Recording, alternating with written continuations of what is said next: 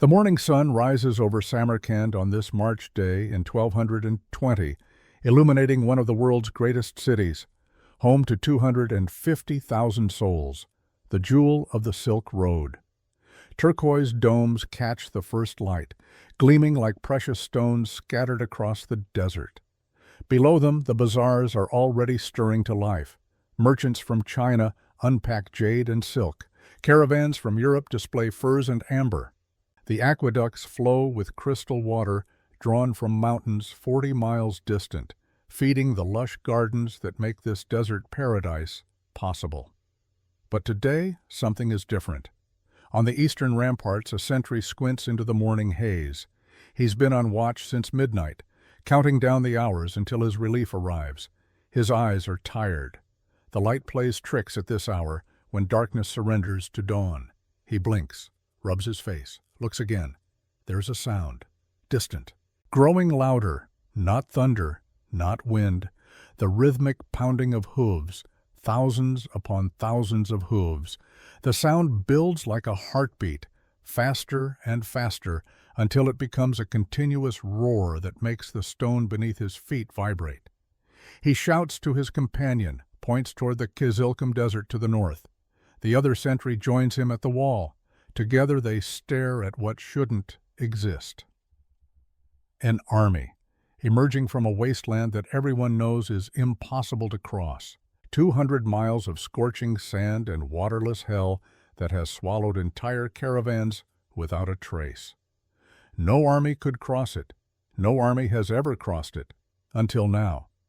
Banners ripple in the wind, bearing symbols neither man recognizes. The dust cloud behind them stretches to the horizon, suggesting a force so massive it defies comprehension. As the morning light strengthens, details become clear. Horsemen in neat formations, siege engines on massive wagons, columns of men marching with mechanical precision. The sentry's hand trembles as he reaches for the alarm bell. Within 7 days, this magnificent city would be reduced to smoking ruins. Its streets would run red with blood. 250,000 lives would be ended, enslaved, or scattered to the winds. The question that haunted everyone who watched that army approach was simple and terrifying. How do you fight an enemy that does the impossible? Comment below where you're watching from. Helps me understand who's finding this content. This is the story of how Genghis Khan crushed the Persian Empire. But to understand the carnage, you need to understand the man who made the impossible routine, who turned warfare into a science, who saw beyond the horizon when everyone else saw only walls. And you need to understand the catastrophic series of miscalculations that turned a trading dispute into genocide. Let me introduce you to the architect of this catastrophe. Genghis Khan, 58 years old, in 1220. Hollywood has done this man a profound disservice. They show you a savage on horseback, a barbarian who got lucky. Let me be absolutely clear. Calling Genghis Khan just a barbarian is like calling Einstein some guy who was decent at arithmetic. What made Genghis truly terrifying wasn't brutality. Every medieval warlord was brutal. What separated him from history's long parade of conquerors was his mind. This was a man who had spent 40 years transforming warfare from an art into a science, who had taken the fractious Mongol tribes, constantly at war with each other, and forged them into the most effective military machine the world had ever seen. In 1206, 14 years before Samarkand, the Mongol clans had gathered and proclaimed him Genghis Khan, universal ruler. Not because of his bloodline. He wasn't even from the most powerful clan. They chose him because of competence, because he won, because when he said something would happen, it happened. His military philosophy was revolutionary. He organized his army on the decimal system, squads of 10 men, companies of 100, battalions of 1,000, divisions of 10,000, called tumans. Every soldier knew his place, his role, his duty. No confusion, no debate. More radical still, he organized by merit rather than birth. A talented shepherd could command thousands if he proved his ability. A captured enemy who demonstrated skill could rise through the ranks. This meritocracy created loyalty to the system rather than to individual leaders, made the army function like a machine where every part was optimized for efficiency. But here's what truly separated Genghis from every steppe warlord who came before him. He learned from everyone he conquered. From 1211 to 1220, he'd spent 9 years fighting the Jin dynasty in northern China. 9 brutal years of education. The Jin had fortified cities with walls 30 feet thick and equally deep foundations. They had crossbows that could punch through armor at 300 yards. They had sophisticated siege engines, early gunpowder weapons. And Genghis Khan, the nomad who had never seen a city wall until his 30s, did something unprecedented. He studied his enemies, recruited Chinese engineers who had perfected siege warfare over centuries, adopted their technology, improved their methods, combined Chinese precision with Mongol mobility, and created something the world had never seen. By 1218, Genghis commanded an army that could reduce fortified cities with the same efficiency his cavalry showed in open battle. He had traction catapults that could hurl 100-pound stones with mathematical precision. Naphtha bombs that spread firewater couldn't extinguish. Huochong mortars that produced thunder and flame. But technology was just one tool. Genghis understood that war was ultimately psychological. That terror, properly applied, could win battles before they started. That reputation was a weapon as sharp as any sword. He believed in order, in rules, in the sanctity of agreements. In his worldview, civilization meant respecting certain boundaries. Envoys were sacred, ambassadors untouchable, trade routes protected. These weren't moral positions, they were practical. They made the world predictable, efficient. To violate these rules was to declare that only the law of the sword remained, that civilized behavior no longer applied, that you chose chaos over order. And when someone made that choice, Genghis made them regret it with such thoroughness that no one else would dare repeat the mistake. Now picture Shah Muhammad II of Khwarazm in the spring of 1218, 46 years old, at the absolute peak of his power. His empire stretched from the Aral Sea to the Persian Gulf. 5 million subjects called him Lord.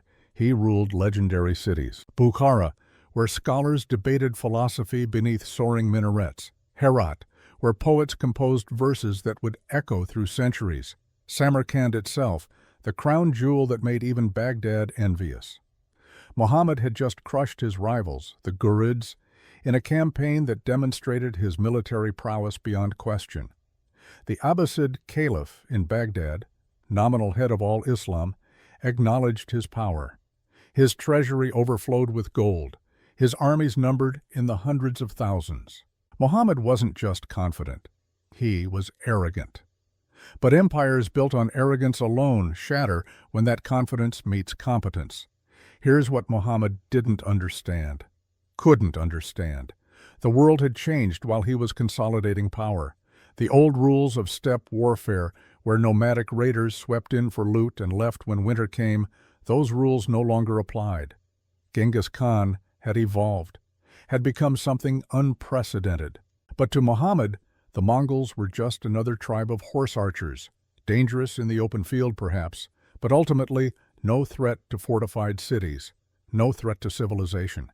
This fundamental misunderstanding would kill him, would kill his empire, would kill hundreds of thousands of his subjects. The catastrophe began with greed and stupidity. Summer of 1218. A Mongol trade caravan arrived at Otrar, a border city governed by Muhammad's uncle Inalchuk, 52 years old, used to getting his way, accustomed to corruption going unpunished.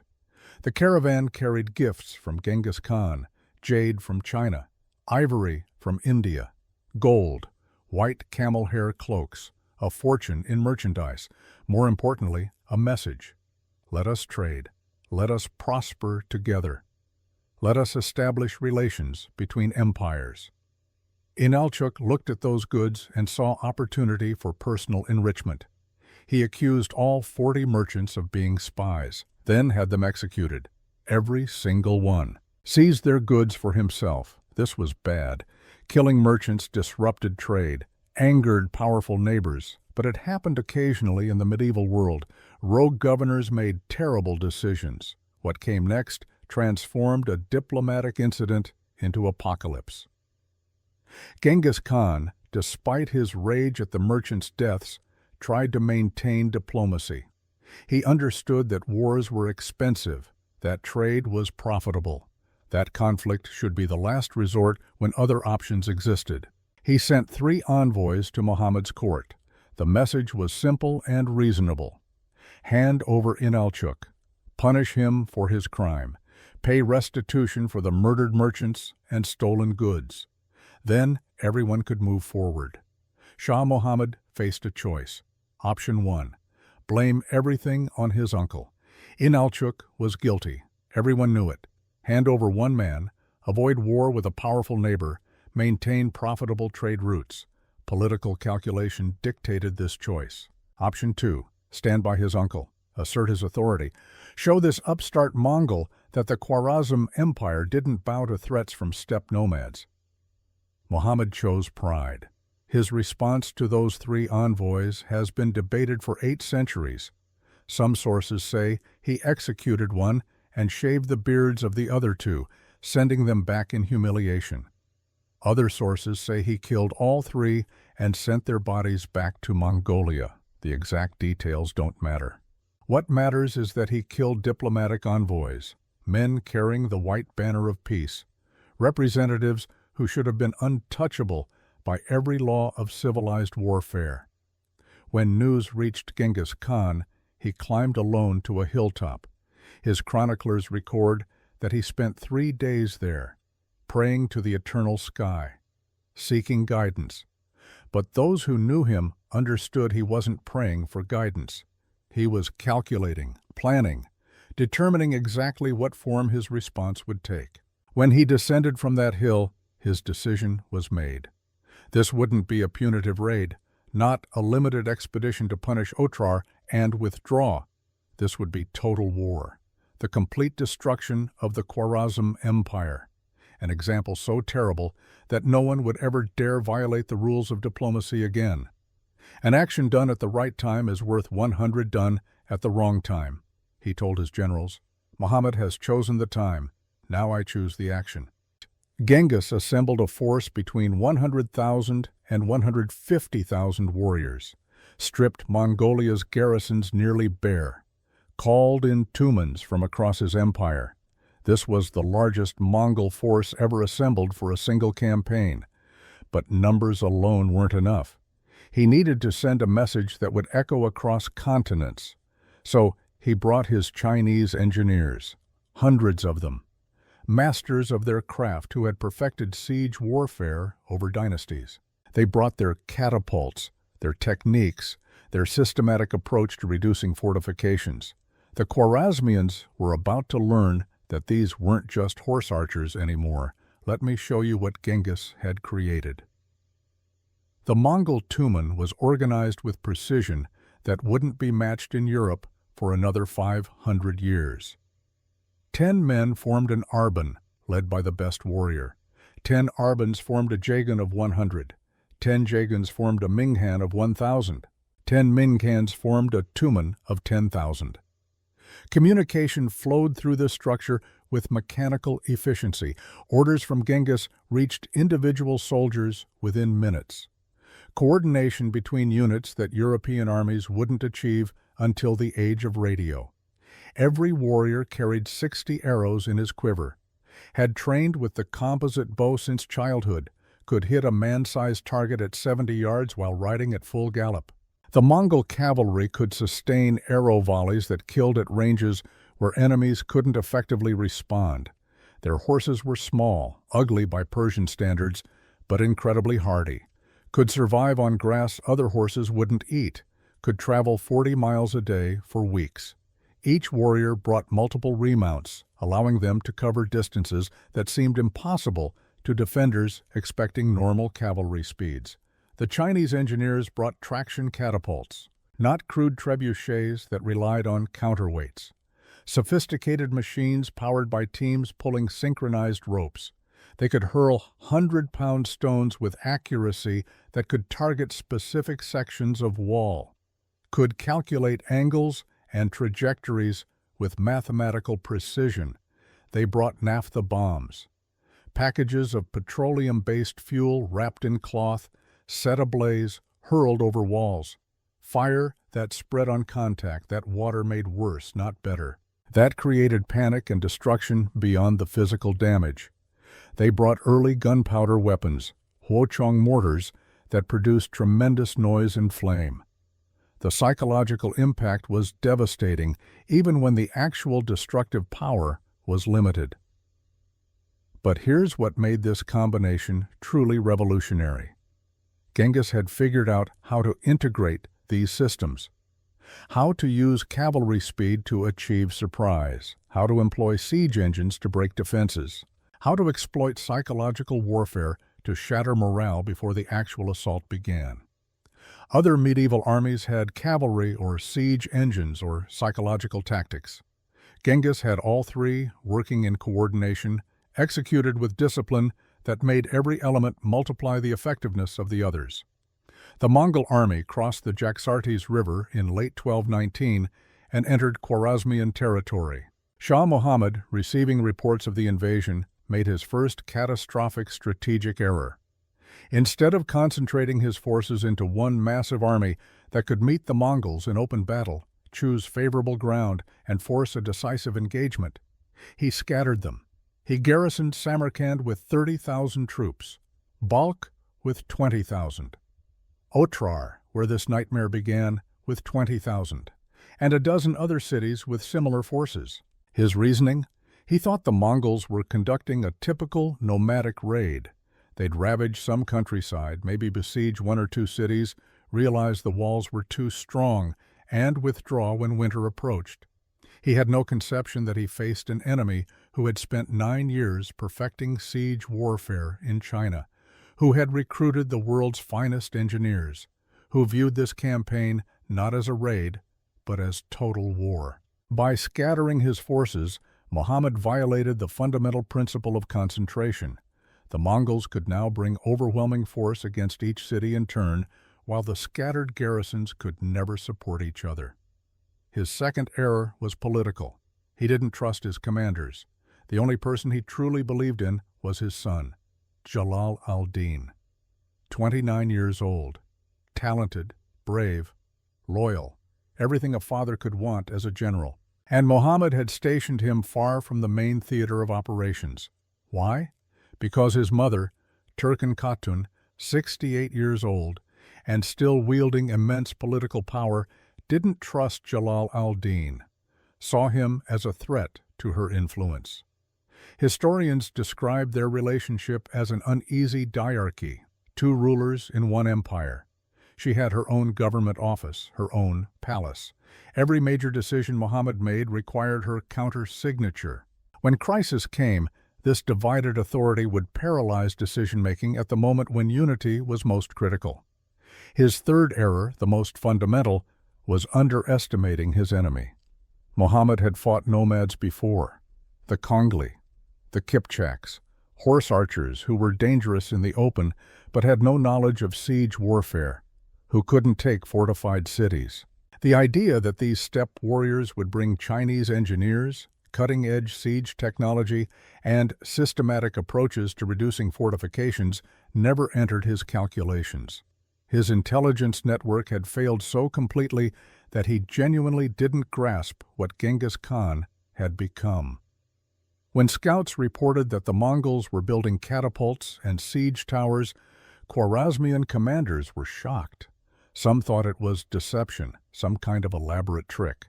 The truth was simpler and more terrible. The Mongols had evolved, and the Khwarezmians were still fighting yesterday's war. By February of 1220, the Mongols gave Samarkand a preview of what was coming. They attacked Bukhara.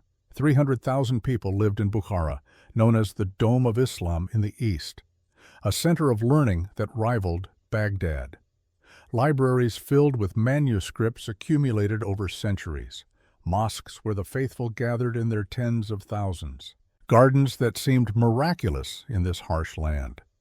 Bukhara's defenders expected the Mongol attack to come from the east, along the traditional caravan routes, along paths with wells and oases that armies had used for centuries. Instead, Genghis Khan's forces materialized from the Kizilkum Desert, from the supposedly impassable wasteland to the north. This was Genghis's first lesson in doing the impossible. He had sent scouts ahead months earlier, found the hidden wells that only local nomads knew, calculated supply requirements with precision, planned the logistics down to the pound of grain per horse per day. Where other commanders saw an impassable barrier, Genghis saw an opportunity. The element of surprise was worth 10,000 additional soldiers. Bukhara's garrison made their fatal mistake on the second day of the siege. Their commander looked at the Mongol siege lines and made a calculation. He had good cavalry, Turco-Iranian horsemen who had never known defeat. If he could break the siege early, before the Mongols fully established their positions, he might scatter them. The gates opened. Thousands of cavalry charged out, armor gleaming, war cries echoing off the city walls. Magnificent, desperate, doomed. The Mongols executed their signature tactic. They retreated, not in panic, not in disorder. A controlled, disciplined withdrawal that looked like fear to the charging cavalry. Genghis had taught his commanders this maneuver, practiced it until every warrior could execute it in his sleep. Light cavalry would give ground, drawing the enemy forward, away from their walls, away from safety. Then, at a predetermined signal, the trap would close. At Bukhara, the trap closed with mechanical precision. Mongol heavy cavalry appeared from dead ground on the flanks. The retreating light cavalry wheeled around. The Khwarezmian force found itself surrounded. Mongol archers began loosing arrows from 60, 70 yards, distances where their composite bows were lethal, but where return fire was impossible. The slaughter lasted 2 hours. The survivors who made it back to Bukhara's gates carried stories that would spread across the empire. The citadel held out for 12 days. Mongol catapults hammered the walls continuously. Chinese engineers calculated weak points and concentrated fire. Sappers dug tunnels to undermine foundations. When the walls finally fell, Genghis made a decision that would define the entire campaign. Every person who had taken refuge in the citadel was executed. Every single one. The soldiers who had resisted. The officials who had organized the defense. Anyone who might become a symbol of resistance.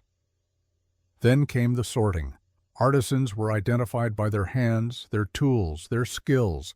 30,000 craftsmen were bound and prepared for the long march to Mongolia. They would live but as slaves producing weapons and goods for their conquerors.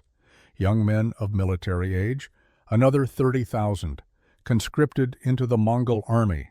They would serve as expendable troops in future sieges, driven forward to absorb the first arrows, human shields for the real Mongol warriors. Everyone else was distributed among the soldiers as property, then systematic looting, then fires that consumed much of the city. One account describes Genghis Khan standing in Bukhara's great mosque, addressing the surviving wealthy citizens, whether he actually said what the chroniclers recorded or whether they added it later to make sense of the catastrophe. The words captured something essential about how Genghis saw his mission. I am the punishment of God. If you had not committed great sins, God would not have sent a punishment like me upon you. Not a barbarian raging mindlessly, a man who saw himself as the consequence of others' choices, as order's response to chaos, as the price of violating civilized rules. News of Bukhara's fate spread like wildfire. And here's what made this psychological warfare so effective. The Mongols forced 30,000 survivors from Bukhara to march with the army. These prisoners weren't just porters or laborers, they would be the human shields at Samarkand, driven forward in the assault to absorb arrows and slow defenders. As reports reached Samarkand about Mongol columns approaching with thousands of prisoners wearing pieces of Mongol armor, the defenders faced a terrible calculation: resist and become the next Bukhara, surrender and possibly survive.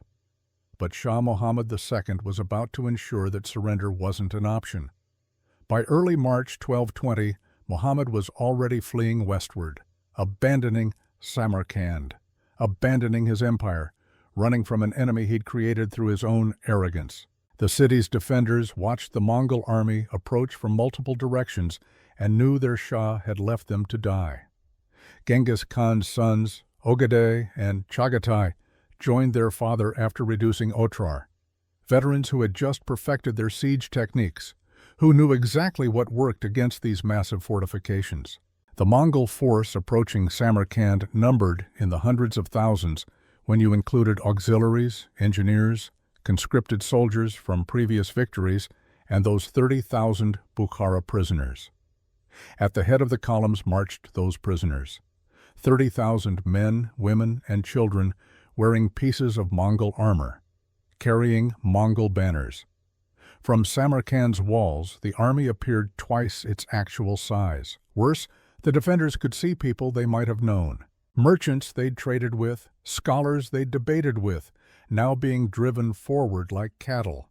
The message was crystal clear. This is what happens when you resist. This will be you. Choose.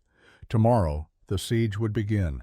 Tomorrow, Samarkand would learn what Bukhara had learned: that Genghis Khan didn't just conquer cities, he erased them. And he did it with such systematic efficiency that other cities surrendered without fighting rather than face the same fate. That was the point. Terror as strategy, brutality as communication. One horrifying example that saved 100 future battles. Genghis Khan stood on a hill overlooking Samarkand that night, his sons beside him, looking at the city that would be his next message to the world. 7 days, he said quietly. That's all it should take. Then we move to Balkh while the terror is still fresh. Ogedei looked at the massive walls, the turquoise domes, the city that had stood for over 1,000 years. And if they resist longer? Genghis smiled without humor. Then the example becomes even more memorable. Either way, we teach the lesson. Kill ambassadors, and I don't just defeat you, I erase you from history. The siege of Samarkand would prove him right. Morning breaks over Samarkand. Inside the city walls, a silk merchant stands on his balcony watching soldiers take positions. 42 years old, third generation in this business. His warehouse holds bolts of silk from China, dyes from India, carpets from Persia, everything his grandfather built, everything his father expanded, everything he'd hoped to pass to his sons. His cousin had been a jeweler in Bukhara. They'd grown up together, played in these same streets as children. 3 weeks ago, a refugee arrived with news. His cousin had been seen among the Mongol prisoners, conscripted, forced to carry supplies for the army that destroyed his home. The merchant looks north at the dust cloud that grows larger each hour. He wonders if his cousin is out there, wonders if survival means anything when everything else is taken. On the walls, a garrison commander watches that same dust cloud, 35 years old. A professional soldier who fought in the Ghurid Wars. He's seen sieges before, understands the mathematics of attack and defense. But he's never seen anything like the efficiency with which the Mongols are establishing their positions. The speed, the organization, the systematic approach that suggests they've done this many times before. His instincts scream danger. While Samarkand's defenders prepared in fear, Genghis Khan prepared with the precision of a master craftsman. This is what separates legendary commanders from merely competent ones: the ability to see battle not as chaos, but as system, as interlocking components that must function in harmony. The night before encirclement, Genghis gathered his senior commanders. "Tomorrow we complete the siege ring," he began. "What must the defenders see?" A Chinese engineer spoke. "Overwhelming force, my lord." Partially correct. Genghis stood and walked to a map of Samarkand spread on his campaign table. They must see overwhelming force, but they must also see hope, the possibility that quick surrender might save them. When we crush that hope completely, their will breaks. He pointed to positions on the map. "Ogedei, you take the northern approach with 40,000. Cross the Zaravshan upstream. Chagatai, southern approach with 30,000, plus the Otrar veterans. I command the center with the main force and the Bukhara prisoners." His son studied the map, learning. This was education as much as warfare. "The prisoners march at the head of each column," Genghis continued. "From the walls our army appears double its actual size.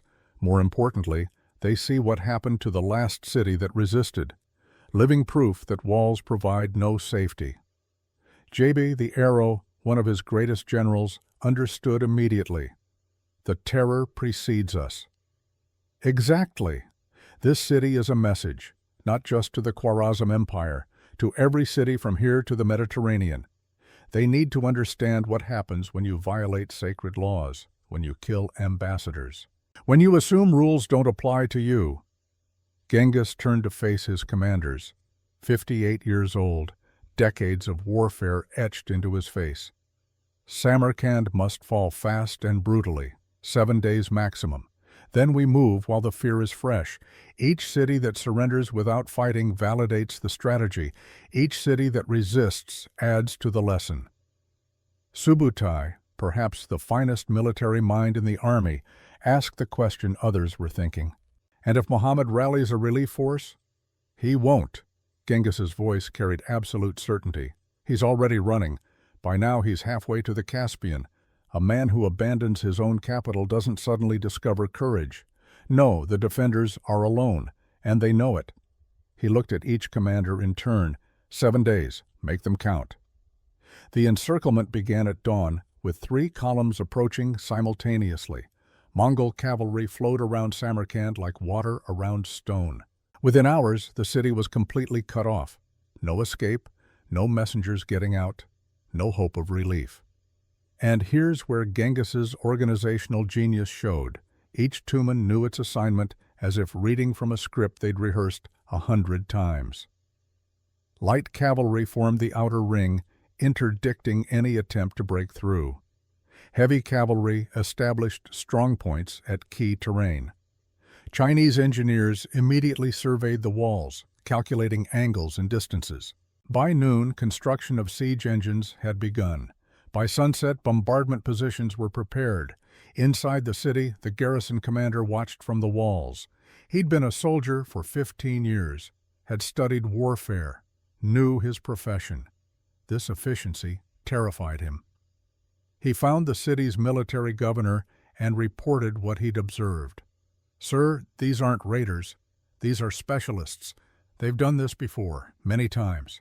The speed of their preparation is unlike anything I've encountered." "We have strong walls," the governor replied. 30,000 trained soldiers, 20 war elephants, provisions for months. They'll batter themselves against our defenses and eventually withdraw." The commander wanted to believe that. The mathematics in his head said otherwise. He'd counted the siege engines being assembled, estimated their range and destructive power, calculated how long the walls could withstand sustained bombardment. The numbers looked bad. Genghis Khan stood on his command hill watching the encirclement complete. His sons joined him. "Tell me what you see," he said to Ogedei. The younger man studied the city. Strong fortifications, good position, adequate garrison. "What you see is what they want you to see. Now tell me what I see." Ogedei looked again, trying to understand his father's perspective. Divided command structure, scattered loyalties, no relief coming. "Better." Genghis pointed to different sections of the walls. "See how defenders cluster in some areas and thin in others? That tells me about their command coordination. See those banners? Different regiments, different ethnic groups, Turks, Persians, probably some Arabs. Unity of command matters more than numbers. He turned to Chagatai. What's our advantage? Superior siege technology, better organization, psychological pressure from Bukhara. Yes, but the real advantage is simpler. We've done this before. For them, this is unprecedented. They're learning while we're executing. By the time they figure out our patterns, the walls will be falling. This was the teaching moment. Genghis never missed opportunities to train his successors. Watch how we break them, he continued. First, continuous bombardment. No rest, no recovery time. Defenders become exhausted, nerves fray. Second, we show them Bukhara prisoners. Terror accumulates. Third, we exploit internal divisions, turn Turks against Persians, create doubt about their own leadership. And if they sortie? Ogedei asked. They will. Pride demands it. When they do, we execute our standard retreat and encirclement. But here's the key. We let survivors return to the city. Broken soldiers spreading despair do more damage than dead ones. Fear is contagious. Use it. Chagatai studied his father's face. This isn't war to you. It's engineering. War is many things, but at its core, yes, engineering. You're modifying systems, human systems, city systems, supply systems. Break the right components in the right sequence, and the entire structure collapses. That's what we do. That's what makes us different from every other conqueror in history. The bombardment began at dawn on the second day. The sound was unlike anything Samarkand's defenders had experienced, not individual impacts, but continuous thunder. Dozens of catapults firing in rotation. The moment one crew finished, another launched. No pause, no respite. 100-pound stones whistled through the air. They struck the eastern wall with impacts that shook buildings a quarter-mile away. Dust exploded from collision points. Cracks spiderwebbed across masonry that had stood for centuries. But the Mongols weren't just using stones. Naphtha bombs arced over the walls. Packages of petroleum-based fuel wrapped in cloth set ablaze. They exploded on impact, spreading fire that water made worse, not better. Buildings near the walls began to burn. Incendiary arrows rained down in high volleys. Thousands of them. Fired to reach deep into the city. Roofs caught fire. Panic spread as civilians organized bucket brigades while dodging the continuous bombardment. And the Huochong mortars, primitive gunpowder weapons that produced tremendous roars and gouts of flame. The psychological impact was devastating. That unnatural thunder, that suggestion of supernatural forces, that sound that made soldiers' hands shake and commanders' voices crack when giving orders. Genghis had positioned himself where he could observe the bombardment's effects, noting which walls showed damage fastest, where defenders concentrated, where they struggled. Concentrate fire on the eastern wall, he ordered. The foundations there are older, the repairs visible even from here. That's where we breach. Chinese engineers adjusted their calculations. Within an hour, every catapult had shifted to focus on a 200-yard section of the eastern defenses. One engineer approached Genghis. "My lord, we can target specific sections with precision, but defenders will repair damage overnight. Let them. They'll exhaust themselves. We have unlimited ammunition. They have limited labor. It's mathematics. We accumulate damage faster than they can repair. The equation has only one solution." This was warfare as Genghis understood it. Calculate the rates. Damage per hour versus repair capability. Then apply continuous pressure until the system fails. Inside the city, terror was spreading faster than fire. The silk merchant gathered his family in the central room of their home. Wife, daughter, 16 years old. 2 sons, 17 and 19. "The walls are strong," he told them, projecting confidence he didn't feel. "The garrison is well trained. We have provisions. We can outlast them." His daughter looked at him with eyes that had aged years in a week. "Father, they're not trying to outlast us. They're trying to break us." She was right. Food was still plentiful. Water still flowed through the underground aqueducts the Mongols hadn't cut. But the psychological pressure was unbearable. everyone could see those 30,000 Bukhara prisoners at the front of the Mongol lines, knowing they would be driven forward when the assault came. Knowing that was their own future if Samarkand fell. Refugees from Bukhara walked the streets telling their stories. The executions, the enslavement, the systematic destruction. Their presence was more demoralizing than any bombardment. On the walls, the garrison commander watched cracks widen in the eastern fortifications. He'd served in sieges before, knew what came next. That night, he reported to the military governor, "Sir, the eastern wall will fail within 5 days at this rate. We need to make a decision. Do we wait for collapse or take offensive action?" The governor looked tired, stressed. "What do you recommend? Professionally? Conserve strength? Defend the walls until they fall. Make them pay for every foot. Maybe winter comes early. Maybe Shah Mohammed rallies relief forces. Maybe something changes. But the commanders won't accept passive defense. They're warriors. They want to fight, not wait for death." The governor nodded slowly. "Call a council tomorrow. Let's hear all voices before deciding." The council met in Samarkand's citadel. Military commanders, city officials, religious leaders, merchant guild representatives. The debate was heated. "We cannot simply wait for walls to fall," the senior military commander argued. "We must take offensive action, break their siege lines, create chaos, force them to respond instead of dictating terms." "What terms?" someone countered. "They offer no terms, only death or slavery." "Then we die fighting rather than waiting like sheep." The garrison commander spoke up. "Sir, with respect, they expect us to sortie. It's their preferred tactic. They bait defenders into leaving walls, then encircle and destroy them. It happened at Bukhara. It's happened at every city they've besieged." "So your recommendation is surrender?" "My recommendation is reality. We're alone. No relief is coming. Every day we hold costs them resources, time, momentum. That's our contribution. Make them waste time here, slow their advance. Maybe other cities use that time to prepare better defenses." "Coward's logic." The garrison commander kept his voice level. "Perhaps, but I'm a soldier, not a hero. Soldiers calculate odds. Heroes die gloriously. Which one saves the city?" The debate continued for hours, but the decision was already made. Commanders who had never lost couldn't accept passive defense. Warriors needed to believe courage and skill could overcome superior numbers and technology.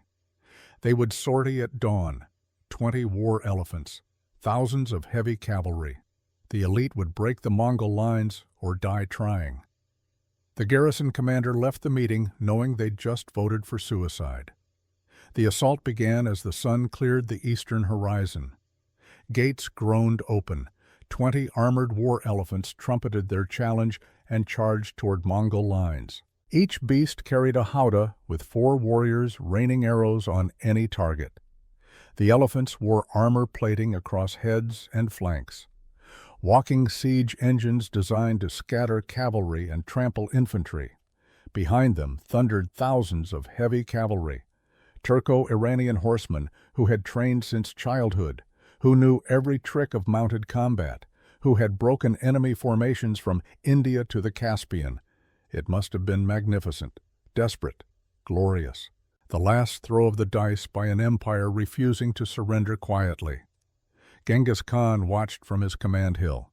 He'd been expecting exactly this, had positioned his forces specifically to exploit it, had given detailed instructions on precisely how to respond. "Let them come," he said to Ogedai beside him. "Let them feel victory approaching. Then show them what discipline means." The Mongol light cavalry in front of the charging elephants did what they'd drilled thousands of times. They retreated, not in panic, but in perfect formation, a controlled withdrawal that looked like fear to the Khwarezmians. The defenders smelled blood. This was it, the moment when Mongol confidence shattered against Central Asian steel and courage. They pursued harder, pushed farther from the walls, 300 yards, 400, 500, farther from safety with each passing minute. Genghis raised his hand. Signal flags whipped up, the trap closed. Mongol heavy cavalry appeared from dead ground to the north and south. They'd been concealed in shallow depressions behind low ridges, invisible until this moment. Now they charged at full gallop toward the exposed flanks.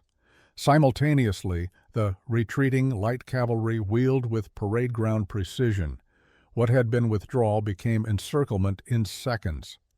"Perfect," Genghis observed. "Ogedei, watch this next part carefully. See how our commanders don't engage in melee? They maintain distance, use arrows. That's discipline. That's system-defeating courage." The Mongol warriors began loosing arrows from all sides, aimed shots from 60, 70 yards, distances where their composite bows were lethal, but where return fire was ineffective. Each warrior carried 60 arrows, had trained with the bow since age 3, could hit a man's chest while riding at full gallop. The arrows fell like steel rain. The garrison commander, riding with the sortie because duty demanded it, saw the trap close and felt his stomach drop.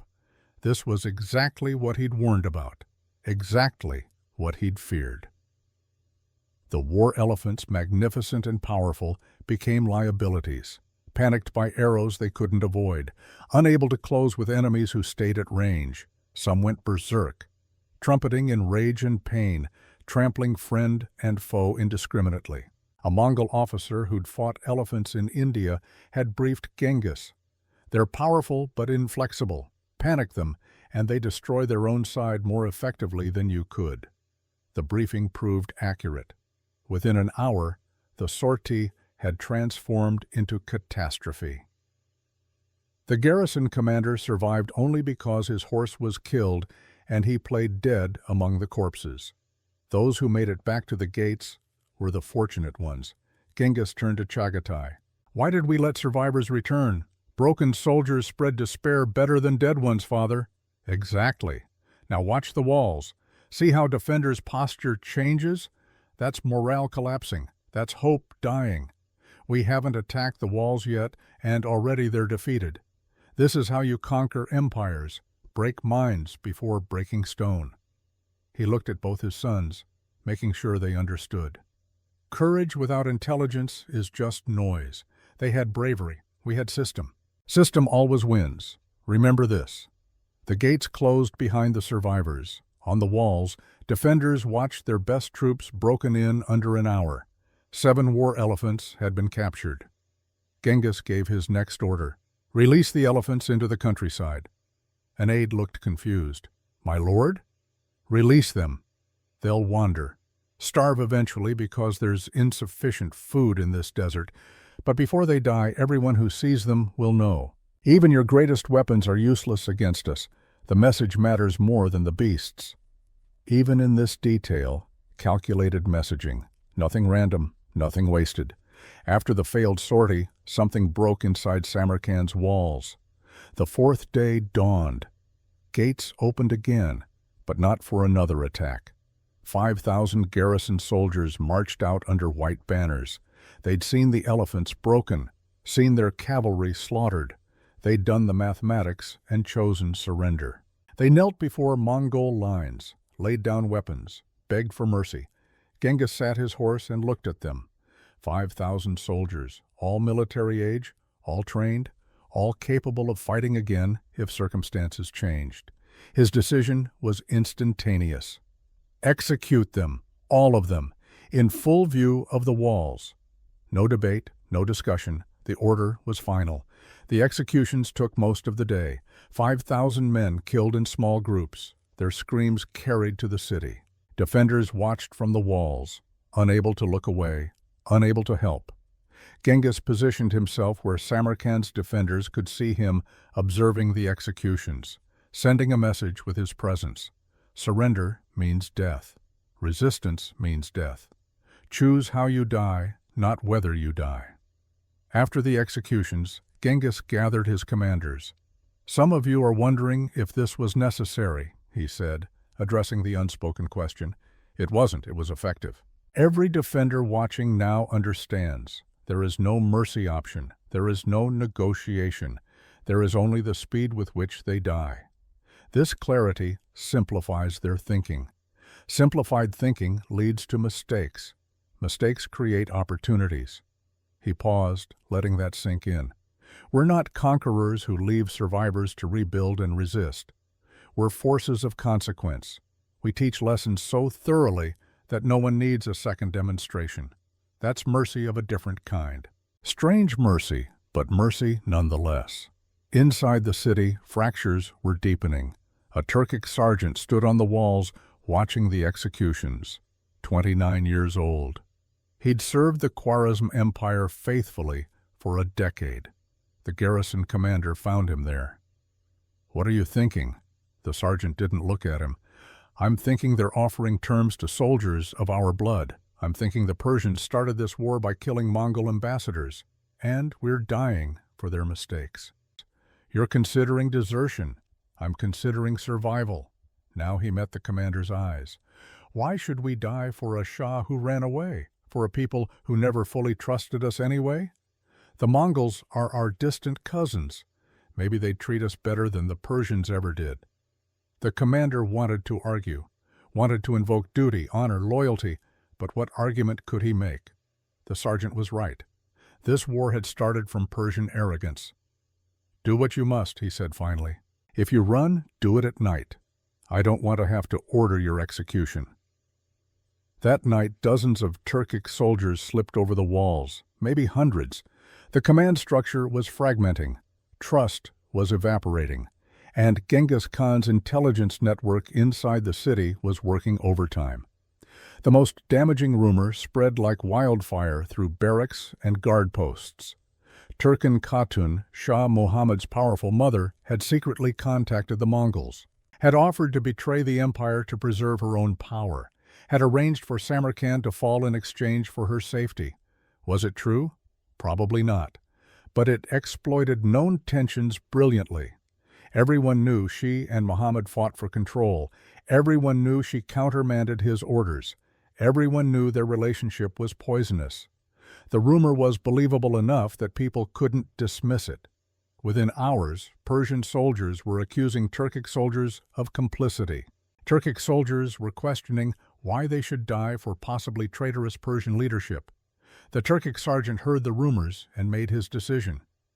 If the Shah's own mother had abandoned them, why stay? That night, he wasn't alone, slipping over walls. Hundreds followed. The garrison was hemorrhaging soldiers. Genghis had broken them without ever stepping inside the walls. By the fifth day, only the inner citadel maintained serious resistance. Hardcore loyalists who knew they had nothing to lose, officers who would be executed as leaders, officials who had organized the defense, anyone who had nowhere to run. They held the strongest fortifications, the inner fortress with walls even thicker than the outer defenses. Good positions, interior lines, determined defenders. Genghis looked at the citadel and repeated his calculation. 3 more days. The equation hasn't changed. They lose strength faster than we do. Time favors us absolutely. The bombardment intensified. Every catapult focused on specific sections of citadel walls. The engineers had identified the weakest points through careful observation.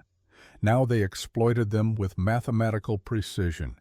Every day, breaches widened. Every night, sappers dug tunnels to undermine foundations. Every hour, defenders grew more exhausted. The garrison commander had moved to the citadel with the final loyalists. His family was there. His duty was there. On the 6th day, he watched a wall section collapse, centuries-old stone tumbling into rubble. The breach was 30 feet wide, easily assaultable. They repaired it as best they could, piled rubble, built improvised barricades, positioned their best remaining troops to defend the gap. But everyone knew this was mathematics approaching its inevitable conclusion. That night, a small group attempted to break through the siege lines, maybe 50 men. They moved in darkness toward the Amudarya River. Some made it, probably with help from Turkic soldiers on the siege line who looked the other way. Genghis had given quiet orders allowing this. Let some escape to spread the story of what happened here. But for everyone else in the citadel, there was no escape. The commander stood on what remained of the walls, looked at Mongol campfires stretching to the horizon, an army that seemed infinite. He thought about his family, his wife, his children. What would happen to them when this fortress fell? He knew what had happened at Bukhara. March 19th, 1220, the seventh day. The final assault began at dawn, not a wild charge, but methodical advance. Chinese engineers had calculated exactly where the walls were weakest. Mongol heavy infantry moved forward with scaling ladders and siege towers. Conscripted troops from previous victories were driven ahead, absorbing the first arrows. The garrison commander fought at the main breach. Beside him, the last defenders. Maybe 300 men. They'd held 7 days against impossible odds. They fought with desperate fury. Men who knew death was certain, but wanted it to mean something. They held 2 hours. Then the Mongols breached the secondary wall. Then ammunition ran out. Then it was just swords and shields and hand-to-hand combat against endless waves. The commander fell with a Mongol arrow through his chest. His last thought was of his family. By noon, the citadel had fallen. Genghis Khan rode through the main gate into Samarkand, the jewel of the Silk Road, the city that had stood over 1,000 years. Now it was his. 7 days, exactly as predicted. He rode slowly through streets that had fallen silent, not the silence of peace, the silence of terror, everyone waiting to see what came next. His sons rode behind him, watching, learning.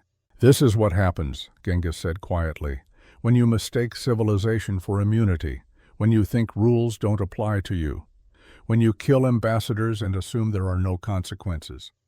He looked at the turquoise domes, the magnificent architecture, the accumulated beauty of centuries. "Remember this," he told Ogedei and Chagatai, "we don't do this because we enjoy destruction. We do this so we never have to do it again." One example so terrible that 100 cities surrender without fighting. That's strategy. That's how you conquer the world efficiently. The city waited in silence for judgment. What came next would haunt Samarkand for centuries.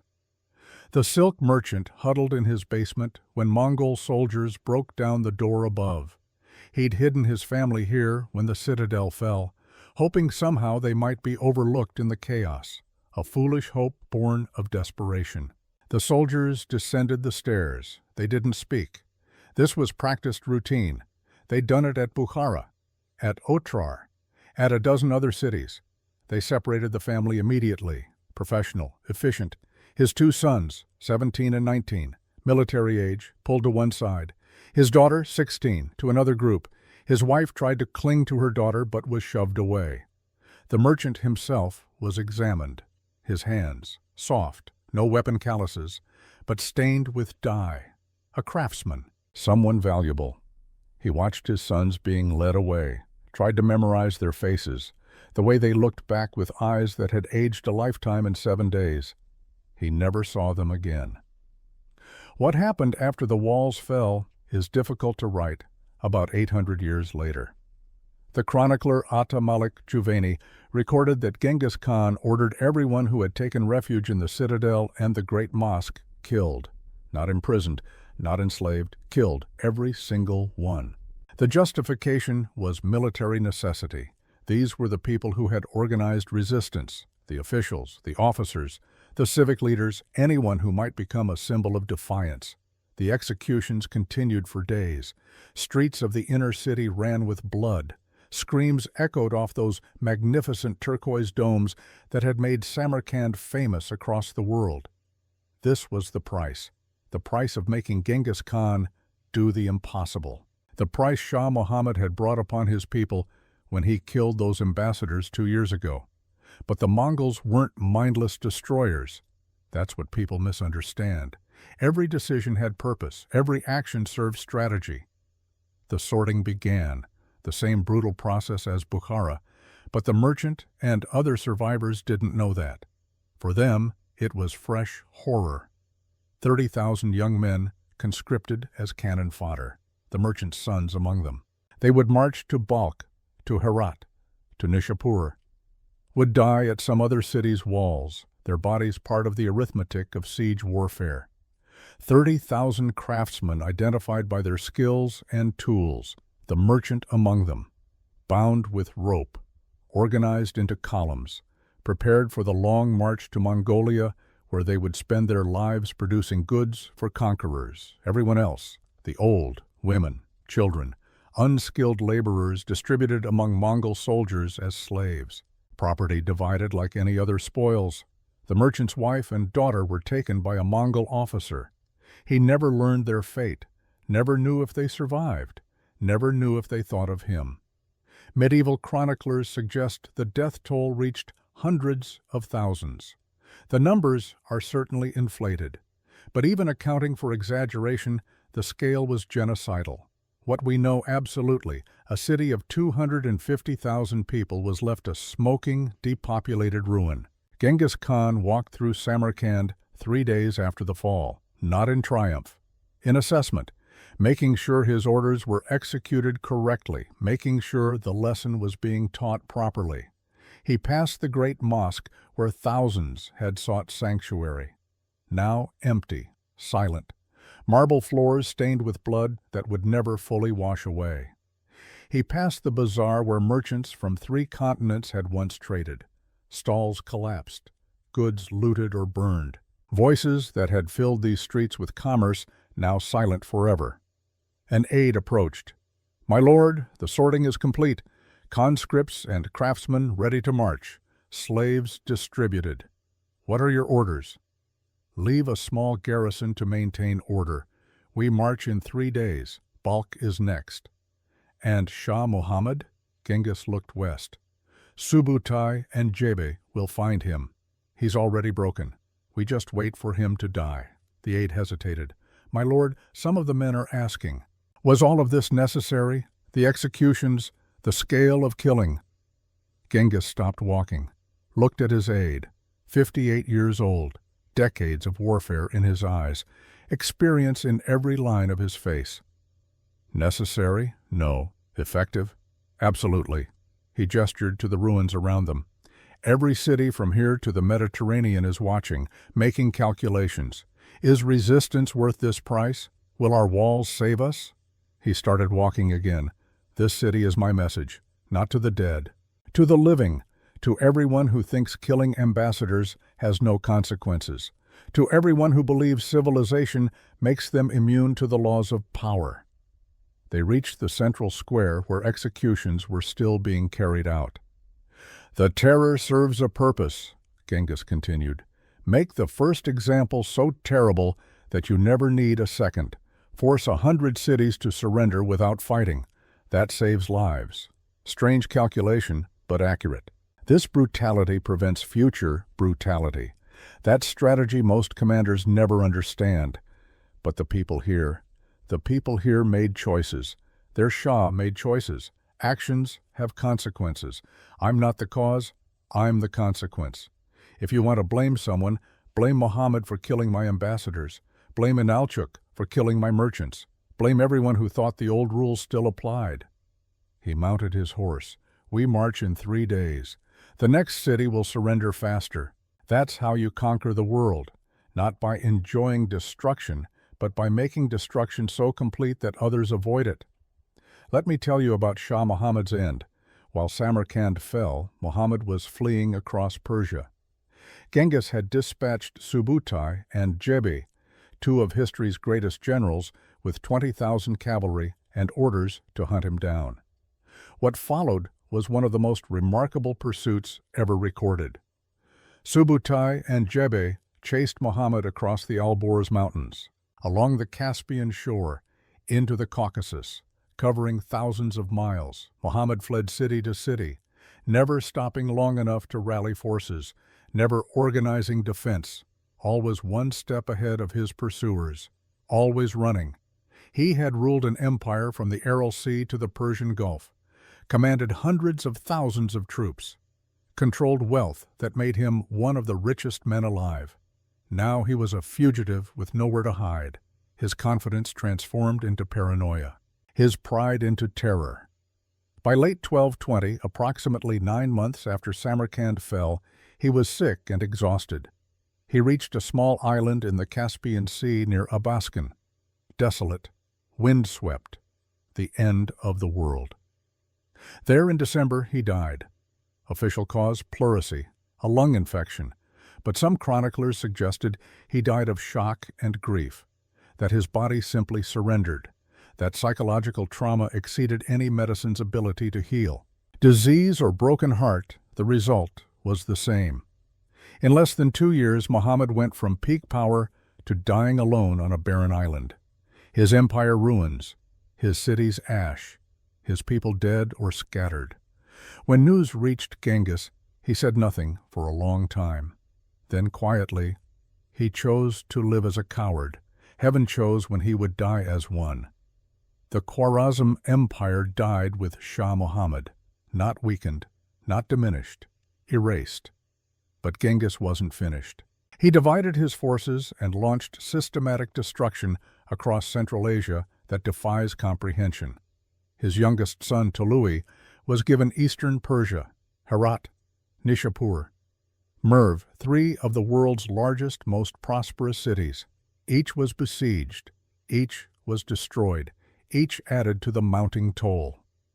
Nishapur is particularly horrifying. The city had resisted earlier Mongol attacks and killed one of Genghis Khan's favorite sons-in-law.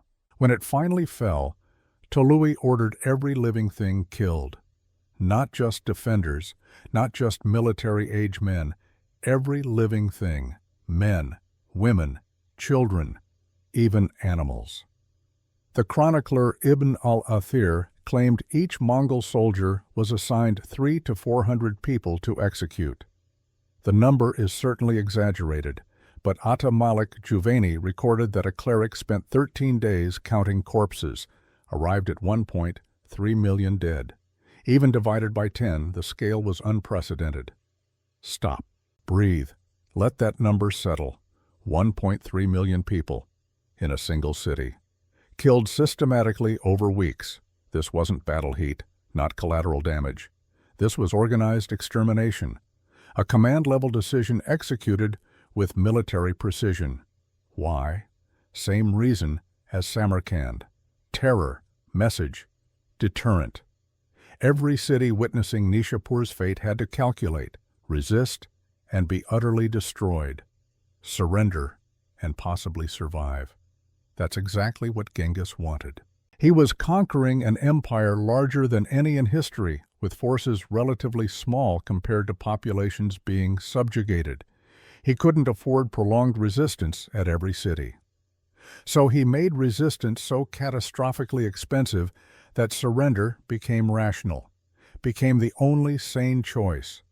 Brutal, calculated, effective.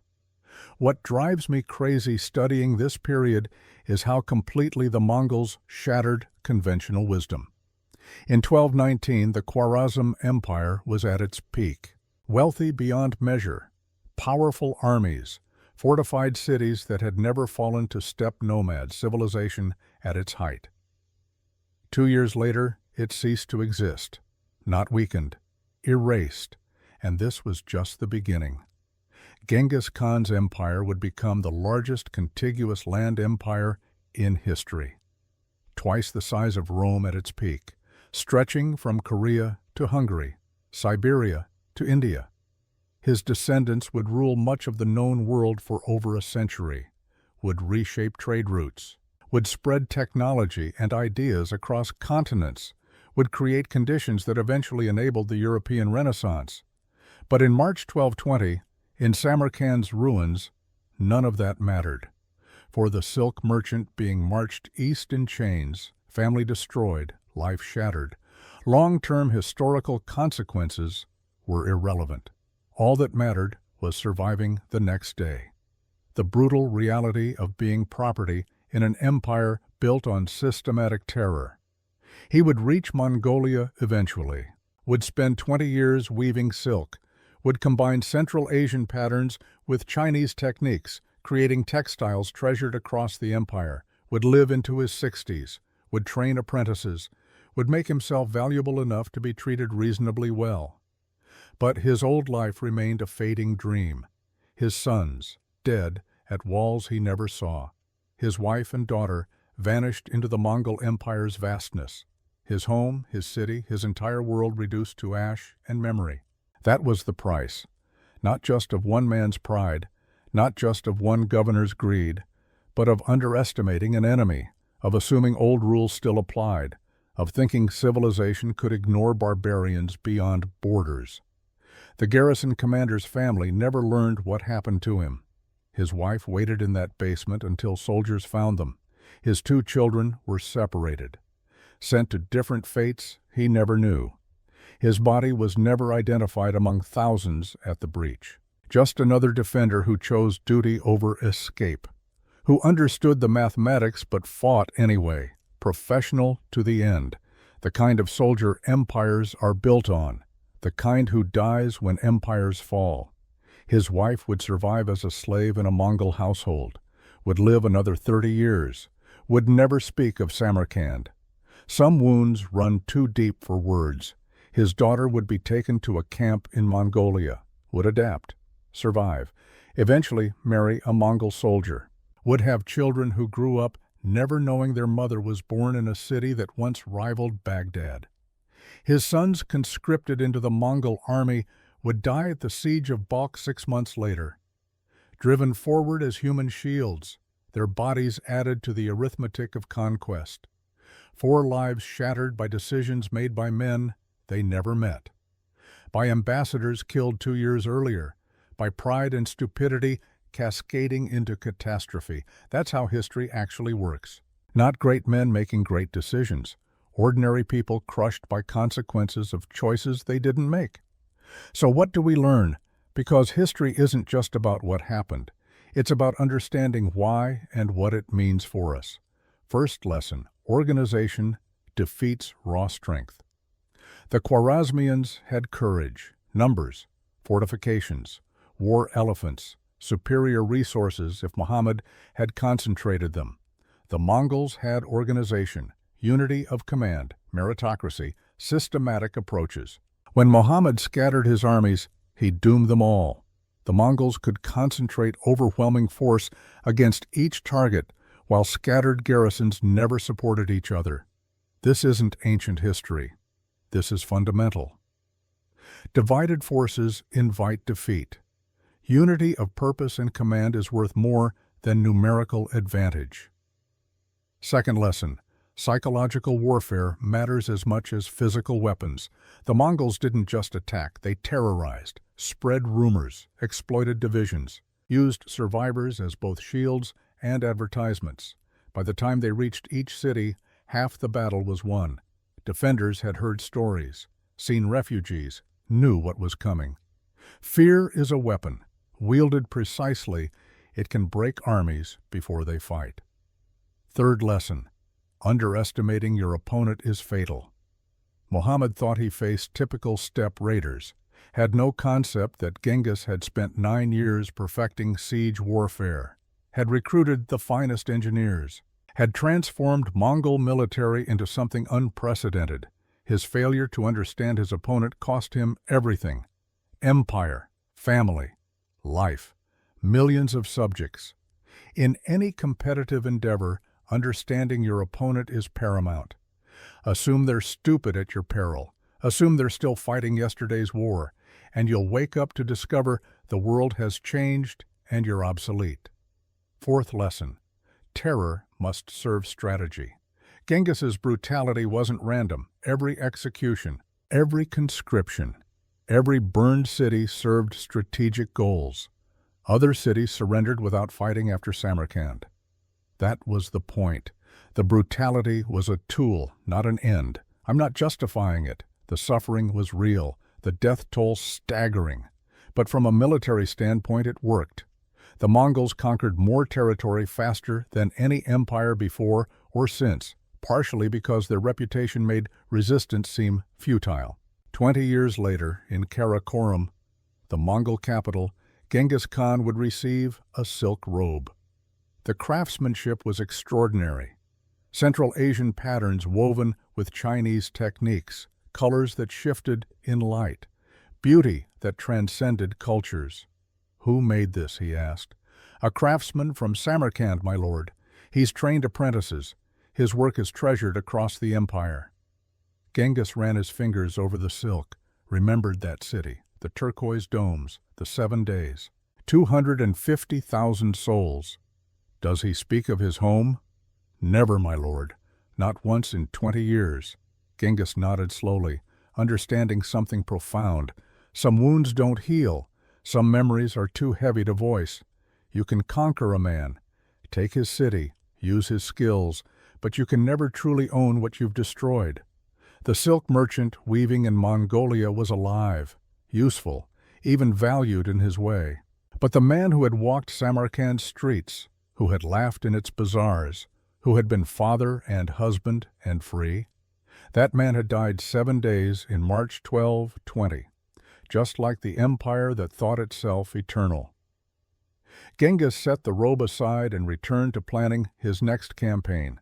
There were always more cities, always more empires, always more lessons to teach. But sometimes, late at night, he would think about Samarkand, about whether there had been another way, about whether the terror was truly necessary or just effective. He never spoke these doubts aloud. A conqueror couldn't afford doubt, but they existed nonetheless. The weight of 250,000 souls. Even a man who changed the world carried that. Samarkand would rise again. In 1370, a century and a half after Genghis destroyed it, another conqueror rebuilt the city. Timur, also known as Tamerlane, he claimed descent from Genghis Khan, used many of the same tactics. Under Timur's rule, Samarkand became perhaps even more magnificent than before. The stunning architecture tourists visit today, the Registan Square with its 3 madrasas, the Bibi Khanim Mosque, rivaling anything in the Islamic world. Those were built from ashes of what Genghis destroyed. This brings up history's most uncomfortable question. Did the Mongol conquests, for all their brutality, actually benefit the world long term? They killed millions, destroyed countless cities, caused suffering beyond calculation. That's undeniable. But they also created the largest free trade zone in history, the Pax Mongolica. For roughly a century, you could travel from Korea to Hungary under Mongol law. Merchants traded freely across continents. Ideas and technologies spread faster than ever before. Gunpowder reached Europe via Mongol trade routes. So did printing, paper money, navigational instruments. The intellectual foundations of the Renaissance traveled roads made safe by Mongol power. Does that justify genocide? The enslavement? The systematic terror? No, absolutely not. I'm not suggesting ends justified means. The people who died in Samarkand didn't benefit from safer trade routes a generation later. The merchant who lost his family didn't care about future European economic development. But I am saying history is complicated. That the same empire that massacred Samarkand also created conditions that changed the world for better in some ways. That simple narratives of good versus evil miss messy reality of how civilization actually develops. Genghis Khan was a monster and a genius. Those aren't contradictory. They're both true simultaneously. And wrestling with that complexity, with the uncomfortable reality that terrible people can have positive long-term impacts, that's part of understanding history honestly. Let me make this relevant to your life. Think about Shah Muhammad's decisions, killing merchants because his uncle was greedy, executing ambassadors because his pride was wounded, scattering forces because he couldn't imagine the world had changed, small decisions made by arrogant men who thought they were untouchable. That led to complete destruction of one of the world's great empires. How many times have you seen that pattern repeat? In business, politics, international relations?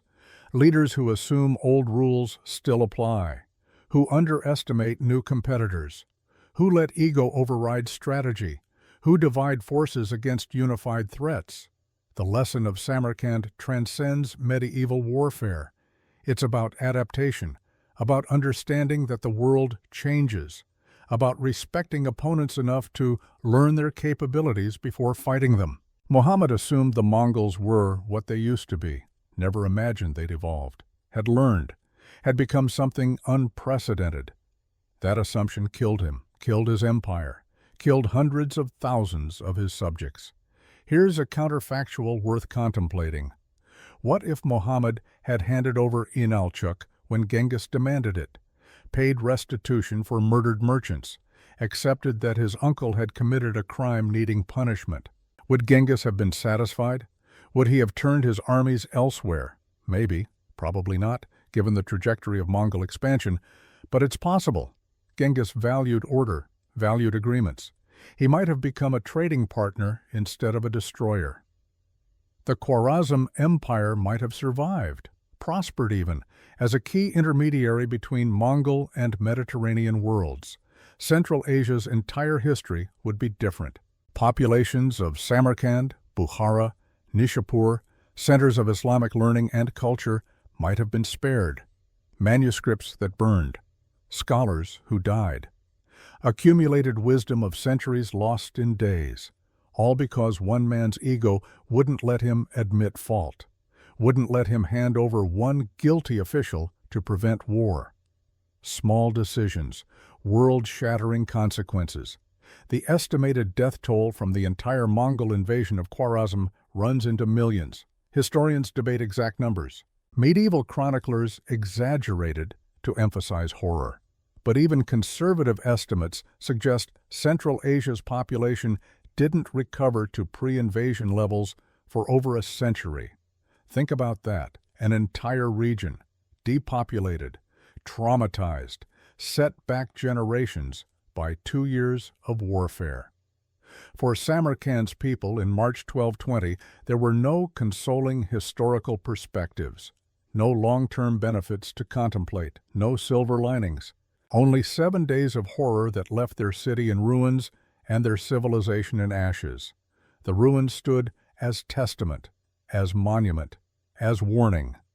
This is what happens when empires grow complacent, when leaders underestimate enemies, when old warfare meets something unprecedented, when small acts of violence and stupidity cascade into catastrophe.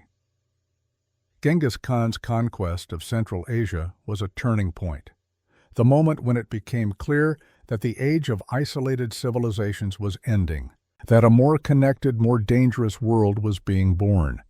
That adaptation meant survival, and stagnation meant death. If you've made it this far, if this deep dive into one of history's most brutal campaigns has made you think differently about conquest, about empire, about consequences of leadership decisions, I need you to do 3 things. First, subscribe. We're continuing to explore history's most fascinating conflicts, the ones that changed the world, the ones that teach uncomfortable truths about human nature and power. Second, hit that like button.